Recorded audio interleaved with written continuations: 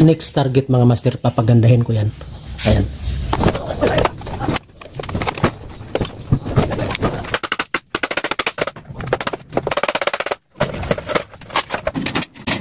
Ito na ngayon ang panel board na tinanggal namin mga master, at itong bus bar ilalagay namin dito sa malaking enclosure mga master. Ayan, at yung double throw na yan mga master, dito po yan ilagay.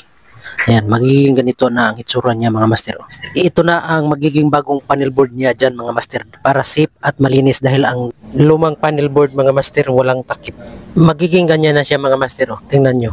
Inaamin ko mga master, hindi madali ang mag-renovate o mag-rehab ng electrical wirings. Lalo't ang mga wire na andyan na mga master, hindi ka basta-basta makapagpalit or makapagdugtong dahil nakabaon din ito sa simento. Ang pwede na lang talaga natin gawin mga master ay gawin itong malinis at mas safe ito kaysa dating setup niya mga master. Sa wakas natapos na rin mga master, ito na ngayon ang finished product natin. Ayan, temporary ko munang ibalik yung double throw na knife switch dahil nakaubusan ng ganitong MTS dito sa amin mga master. Ayan, ang side na to dito mga master, ang supply na galing sa genset. At ito namang sa kabila mga master, ang supply na galing sa electric provider. Ito ang output nila mga master, papunta dito sa double throw na breaker type.